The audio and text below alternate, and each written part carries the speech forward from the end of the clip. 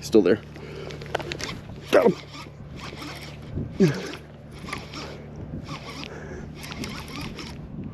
That was early.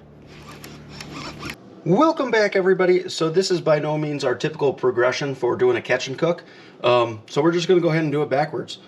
Surprise, we ended up catching a couple of fish. It was our first cat trip of the year, and we ended up with 3 bites and 2 fish. The third fish just kind of didn't really have an opportunity to even set a hook. It picked it up and dropped it basically immediately. So did pretty well, and we caught 1 pretty decent sized fish and 1 really good eater.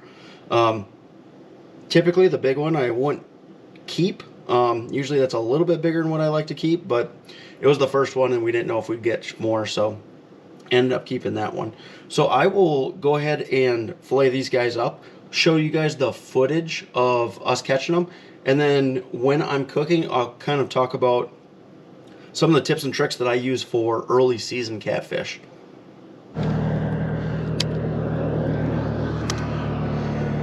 Now you're just waiting to feel anything.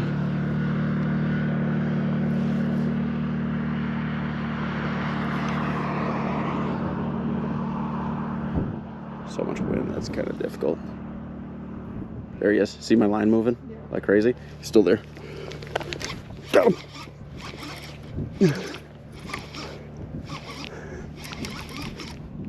That was early.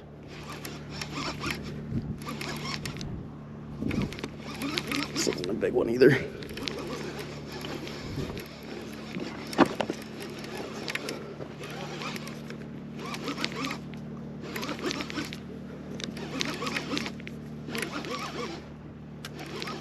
That's not bad.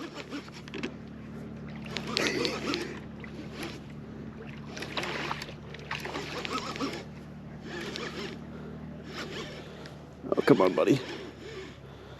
Oh, he's... Nope. Not a bad one to start with, at least.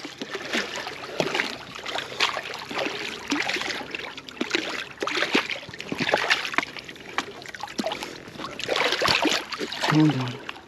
Calm down. Calm down.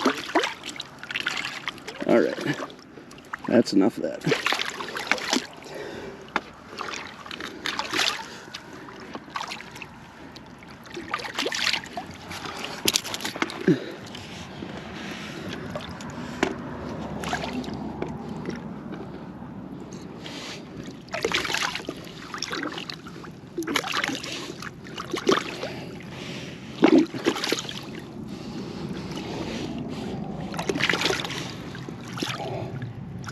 All right, you gotta stop. Just open up. There you go. Almost.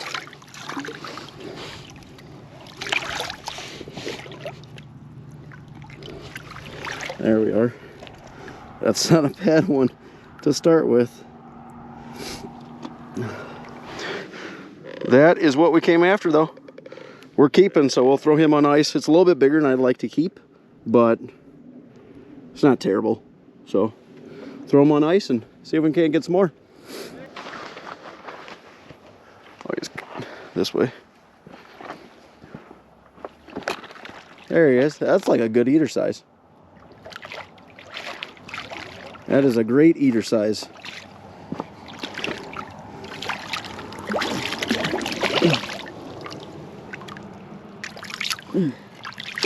Oh, come on now.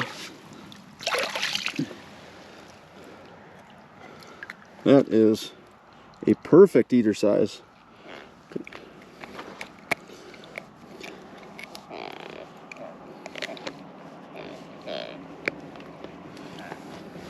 Absolutely. That's 2. So we have everything all set up. We've got our catfish that's just marinating in some hot sauce. We have our dredge and then our Wagyu tallow that's melting on down. So as far as what I use for early season tips for catfish, nothing groundbreaking for the most part. One of the best things you can possibly do is sit up on a north shore. A lot of times when you have those southern breezes coming in early spring, warming all that water up, it'll start to push a lot of that bait fish. And especially if you're in a shad lake where there's a lot of die-off, a lot of that bait, a lot of that food gets pushed up onto those north shores, and those are the ones that warm up the fastest. So typically, those are going to be some of your easiest places to catch catfish. Also, along with that, if you can find a rocky shore, even better, because it holds a little bit more heat, and those fish get a little bit more aggressive as that happens. Beyond that, I typically use smaller baits in early spring. I use pretty large baits during summer, but during spring, I mean, chunks that are an inch, inch and a half. A lot of times I use suckers from ice fishing. Like if I have anything dead or frozen, I'll use that. It doesn't seem to matter all that much. Ideally, if you're on a shad lake, again, you can find some of those shad potentially. Use those as bait. I don't use very big chunks though. As far as hooks go, again, smaller down size. I usually use a 3/0, 4/0, maybe up to a 5, but that's pretty big for early in the season. And then lastly, where I find those fish a lot of times seems to be in a little bit shallower water than what I'm looking for in summer. Where I caught all these, or had those 3 bites, caught the 2 fish, it was about 8 foot deep, 6 to 8 foot deep, somewhere around there. Not a place that you would typically be looking for catfish in summer. Typically, for me at least, those deeper water areas don't seem to do quite as well early in the season. But those are all my tips that I use. They've done pretty well for me, but I think our oil's about warm enough, so let's go ahead and get frying. All right, and a bit of a mess. There we go. Let her rip, and these are quite a bit bigger pieces of catfish, so it'll take a little bit longer to fry out, but let that cook for a bit and throw her on a sandwich. All right, about time to flip. Perfect. Yeah, lost a little bit of batter, but that'll do.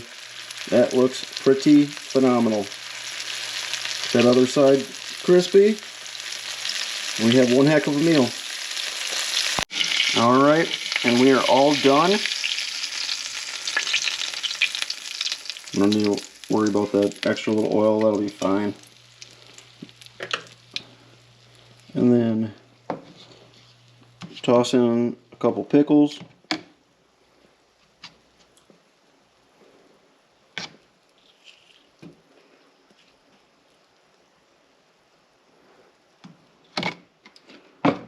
Add on a little bit of Japanese mayonnaise. And again, if you've never tried this, most certainly should. It should be about enough. And that is one heck of a sandwich. Let it cool for just a second. Take a bite.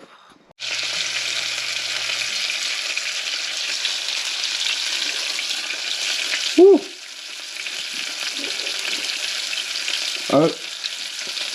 It's so good.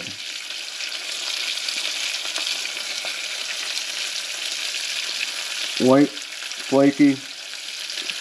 I love that pickle on there. If you guys haven't had a sandwich like this, you most certainly should try it. But as always, if you guys like the video, if you wouldn't mind liking, and if you want to see more videos like it, if you wouldn't mind subscribing, that'd be greatly appreciated also. Till next one.